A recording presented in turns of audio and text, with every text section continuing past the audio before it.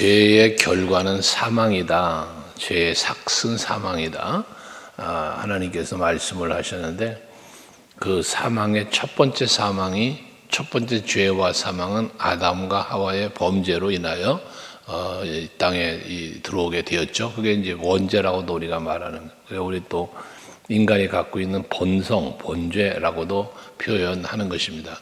근데 그와 같은 모든 죄는 죄라고 하는 기준은 어디에 있습니까? 이것이 죄다라는 기준은 하나님의 말씀에 있습니다.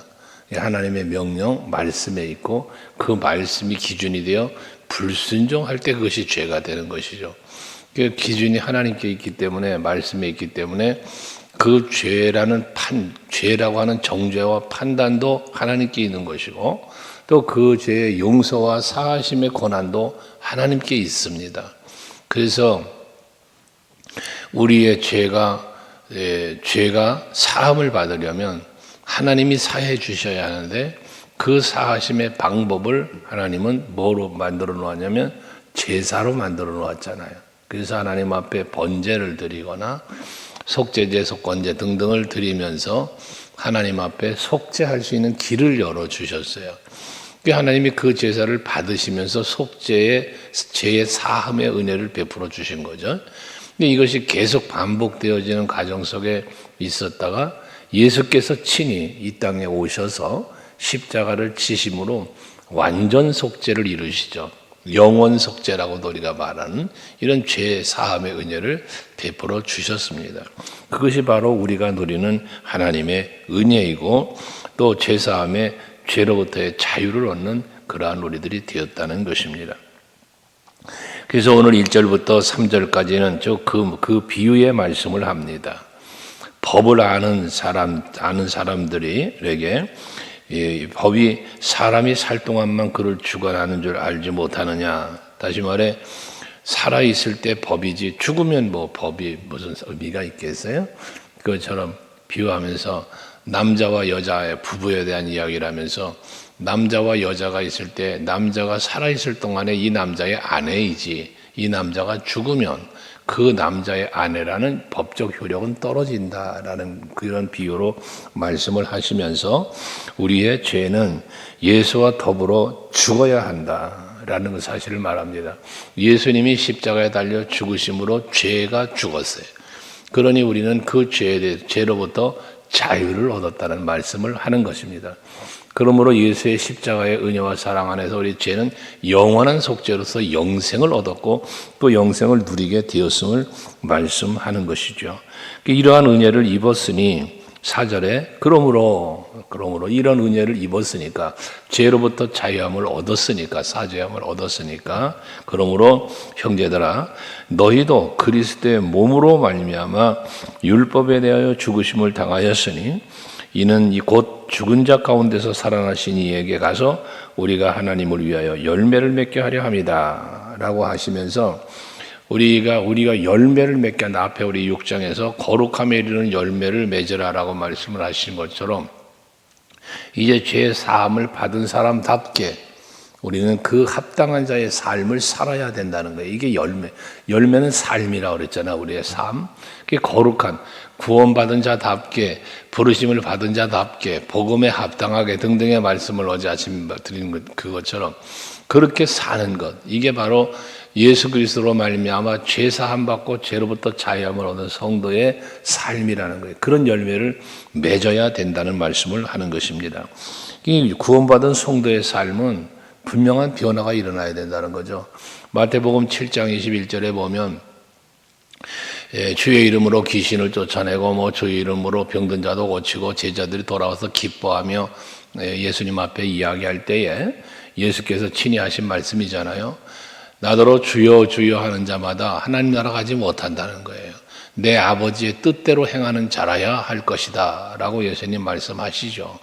그러니까 이건 뭐냐면 입술로만 주여 주여 입술로만 아멘 아멘이 아니라 이젠 진정한 내 삶 속에서 삶으로의 변화가 일어나야 될 것을 말씀하고 있는 것 아니겠습니까? 그러니까 그게 열매를 맺는 건데 하나님이 예수께서 우리에게 제사함의 은혜를 베풀어 주신 목적이라는 거죠. 이게 열매 맺게 하려고 하심이 죄를 용서해 주신 목적. 그래서 우리는 항상 앞에 말한 하나님의 말씀이 기준이니까 이것이 죄냐 아니냐의 기준은 하나님 말씀에 있으니까 그러면 죄로부터 자유함을 얻고 제사함을 받은 우리는 이젠 죄와 멀어진 삶을 살아야 되니 하나님의 말씀대로 순종하는 삶을 사는 것, 하나님의 뜻을 따라 사는 것, 이것이 곧 하나님이 요구하시는 영생의 열매를 맺는 삶이라는 거예요. 그러면서 5절 이하에도 육신에 있을 때는 율법으로 말미암는 죄의 정욕이 우리의 지체 중에 역사하여 우리로 사망을 위하여 열매를 맺게 했더니 이제는 우리가 얽매였던 것에 대하여 죽었다라는 표현하잖아요. 육신은 죄의 정욕에 매여 살아서 사망에 이르게 되어지는데 우리는 이제 육신의 정욕을 죽여야만 하겠는데 그래야 우리 영이 사는데 그러려니까 어떻게 한다? 이제는 우리가 얽매였던 것에 대해 죽었으니까 6절에 하나님의 영, 즉 하나님의 영으로 새로운 것으로 섬길 것이요 라는 말씀을 합니다. 성령의 임재하심과 성령의 감동하심 속에서 그 성령을 따라 사는 삶, 성령 충만이라고 그랬죠. 그게 성령께서 나를 통하여 이루어 가시는 그 이루어짐이라는 건 뭐냐? 하나님의 뜻이 이루어지는 거요, 하나님의 말씀이 이루어지는 거예요. 언약이. 그것이 이루어지도록 누가 그 일을 한가? 성령이 우리에게 찾아와 그 일을 하신다는 거예요. 그 요한복음 14장 26절에 보면 내가 가면 다른 보혜사를 너에게 보내줄 것인데 그 보혜사가 와서 너에게 가르쳐 줄 것이고 생각나게 할 것이다. 무엇을? 예수께서 너에게 알려주었던 모든 것들을 다시 가르쳐 주면서 생각이 나게 해줄 것이다. 그것이 곧 무엇을 이루어내느냐? 평안을 이루어낸다는 거예요. 그래서 이 보혜사 성령이 오늘 보내서 생각나게 하시고 가르치게 하실 것을 말씀하면서 내가 너희에게 평안을 주노니 세상이 주는 것과 같이 아니한 평안을 준다라는 말씀을 하잖아요. 이것이 바로 성령으로부터 임한 거예요. 우리는 죄에 이끌려 살면 마음이 불안하고 여러분 평안이 없어요. 죄를 범한 죄인이 평안하겠습니까? 그러지 못합니다. 늘 불안하고 그 불안 속에서 살아가니 평안이 없죠.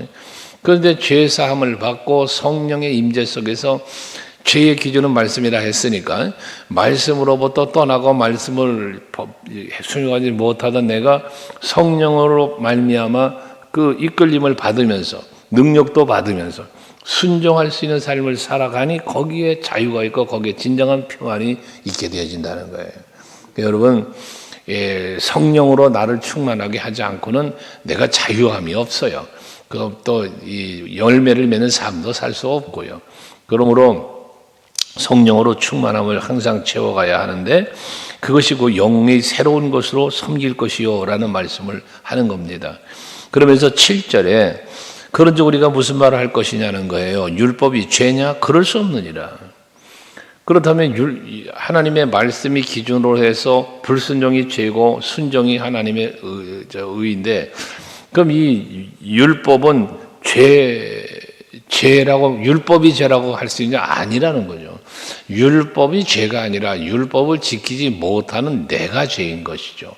그러므로 율법은 그럼 뭐 하는 거냐? 율법은 우리의 죄를 깨닫게 하는 거라는 거예요. 내가 이 율법을 말씀이 기준인 것은 내가 이 말씀을 묵상하고 이 말씀을 생각할 때 내가 죄인으로 살았구나를 깨닫게 한다는 거예요. 그 비유로 말씀하시면서 7절에 탐내지 말라 하지 아니하였다면 내가 탐심을 알지 못하였으리라. 그 율법의 정신으로 너 탐심을 갖지 말어. 그걸 탐내지 말어. 이웃을 탐내지 말아라. 그래. 이런 율법이 있기 때문에 내가 이거는 탐심을 품는 거구나를 깨달았단 말이에요. 도둑질하지 말아라, 간음하지 말아라, 살인하지 말아라 등등 말씀을 정해놓지 않았으면 율법이 없었으면 그것이 죄인 줄 몰랐다는 이야기죠. 그렇기 때문에 율법이 죄가 아니라 율법을 행치 못하는 것이 죄라는 거예요. 예수께서는 그런 의미에서 마태복음 5장이죠. 5장 17절에서 18절에 보면 예수께서 말씀하시기를 내가 율법을 폐하러 온 게 아니다. 율법을 완성하러 왔다. 말씀을 하시죠. 이 율법을 폐한다, 완성한다라는 게 무엇입니까? 율법 자체가 죄가 아니고 그 율법을 행치 않은 것이 죄니까 예수께서 오셔서 그렇다고 율법을 없애버리는 게 아니라 율법을 없애서 죄의 자유를 준 게 아니라 율법은 있어 우리의 죄를 깨닫게 하시면서 그 죄에 대한 용서, 사함을 예수께서 십자가로 허락하셨단 말이에요. 이게 율법을 완성했다는 표현을 한 거예요. 우리로는 율법에 완전한 자가 없어요. 의인은 없나니 하나도 없다고 앞에 3장에서 묵상하신 것처럼 우리는 우리 자신으로 의를 이룰 수가 없어요. 완전할 수가 없단 말이에요. 율법에 대하여. 하기 때문에 예수께서 그 율법에 완전치 못한 우리들에게 그 죄를 용서하시기 위한 죄값을 담당하신 거예요. 그래서 율법을 완성하셨다는 말씀을 하는 거예요. 우리가 완전한 자가 아니고 불완전한 우리에게 십자가의 사랑을 부어주셔서 죄로부터의 자유, 속죄의 그 사함의 은혜를 베풀어 주셨음을 그렇게 완성하러 오셨다라는 표현을 하신 것이죠. 그래서 9절에 보면 전에 율법을 깨닫지 못했을 때에는 내가 살았더니 계명의 이름에 죄는 살아나고 나는 죽었도다 라는 말씀을 하잖아요. 10절도 생명에 이르게 할 그 계명이 내게 대하여 도리어 사망에 이르게 하는 것이 되었도다 해서 율법은 죄를 깨닫게 하지만 복음은 사랑을 깨닫게 하는 거예요. 이 사랑은 무슨 사랑? 죄를 사하시기 위하여 이 땅에 오셔서 십자가 지신 하나님의 사랑, 예수의 사랑. 그 복음의 시작은 뭐라 그랬어요? 요한복음 3장 16절. 하나님이 세상을 이처럼 사랑하사 독생자를 주셨으니. 이 사실을 내가 믿는 거예요. 이게 복음의 시작입니다. 예수께서 오셔서 친히 또 말씀하시기를 나를 보내신 이를 믿는 것, 이것은 곧 영생을 얻는 것이다 라고 말씀하시면서 요한복음 5장 24절 말씀인데 이 말씀으로 말미암아 영생을 우리에게 허락하신 것, 이런 것들이 곧 우리에게 주어진 복음이 되는 거예요. 이러한 복음으로 하나님의 사랑을 깨닫게 되어지더라는 것입니다. 앞에서 5장 8절도 우리가 묵상했잖아요. 5장 8절에 거기 보면 우리가 하나님의 사랑을 입었는데 그게 바로 예수 십자가로 말미암아 우리에게 향한 자기 사랑을 확증하셨다 이렇게 말씀을 하셨지 않았어요? 자, 그러니까 율법으로는 우리의 죄를 깨닫고 복음으로는 사랑을 깨닫게 되었다라는 거예요. 그러니까 우리는 지금 어디 안에 사느냐? 율법 아래 사는 게 아니라 복음 아래, 즉 그리스도의 사랑 아래 살게 되어졌다는 말씀입니다. 그러니 우리가 간직해야 될 신앙은 어떤 신앙이냐? 율법 정신의 신앙이 아닌 복음 중심의 신앙이 되어야 한다는 거예요. 그 바울 서신에 보면 사도 바울이 굉장히 많은 표현을 한 단어가 하나 있어요. 그게 뭐냐면 예수 안에서, 주 안에서, 그리스도 안에서, 하나님 안에서라는 이 표현. 이게 모든 바울 서신에는 아주 집중적으로 다루어진 단어예요. 그만큼 바울의 신앙은 예수 안에서의 신앙을 가진 사람이 바로 바울이었다는 것이죠. 그러니까 저와 여러분들도 마찬가지 우리는 언제나 예수 안에 살아야 되는데 예수 안에 산다는 것은 결국 어디서 사는 것이냐? 예수 안에 사는 것이 곧 복음, 말씀 안에 사는 거고 그 말씀 안에 사는 것이 곧 예수 안에 사는 거예요. 하나님의 뜻 안에 사는 거예요, 이게. 그렇게 살 때에 그 주 안에서 사는 삶의 현장에 평안이 있고 행복이 있고 기쁨이 있고 즐거움이 있는 거예요. 그래서 계속 그 그리스도 안에서 주 안에서라고 하는 이 말씀 속에는 계속 따라붙은 게 뭐냐? 주 안에서 즐거워해라. 주 안에서 기뻐해라. 이런 말씀들이 계속 주어지는 거예요. 그런데 그 평안과 기쁨과 즐거움만 말하는 게 아니라 그 다음 또 다른 말은 뭐냐면 주 안에서 우리가 살아야 될 걸 말을 해요. 그 주 안에서 산다는 게 결과적으로 무엇을 말하는 겁니까? 사랑 안에 사는 건데, 그것은 결과적으로 주의 은혜와 그 사랑을 우리가 늘 아까 성령 얘기했잖아요. 보혜사 성령이 오면 생각나게 한다고, 가르치신다고. 그래서 하나님의 뜻은 이거야. 예수님은 이것 때문에 죽으셨어. 이게 계속해서 생각나게 한단 말이에요. 그러면서 나에게 그 은혜 안에 살게 해준다는 거예요. 은혜 안에. 그럼 여러분, 이 얘기는 여러분에게 자주 하지만 은혜 안에 산다는 게 뭐예요? 은혜를 기억하며 사는 거예요. 은혜에 감사하며 사는 거예요. 우리가 감사가 누림이라는 말씀 늘 드리는 것처럼 아무리 많은 복을 받아도 내가 그 받은 복을 누리지를 못한다면, 복 받는 게 중요한 게 아니라 그랬잖아요. 복을 받는 게 중요한 게 아니라 받은 복을 누리는 게 중요하다고 그랬잖아요. 여러분, 하나님의 자녀되는 권세를 주셨다고 그래요. 요한복음 1장 12절에서. 하나님의 자녀가 되는 권세. 이건 뭘 말합니까? 하나님의 자녀된 권세를 주셨다는 것은, 권세는 뭐예요? 누림이에요. 힘이에요. 그러니까 여러분이 하나님의 자녀된 권세를 뭐하라는 거예요? 누리며 살아야 돼요. 누리면서. 권세 있는 자가 권세 없는 자 같이 살면, 하나님의 자녀된 권세를 부여받은 이 엄청난 복을 받았는데 이거 누리지 못하는 거예요.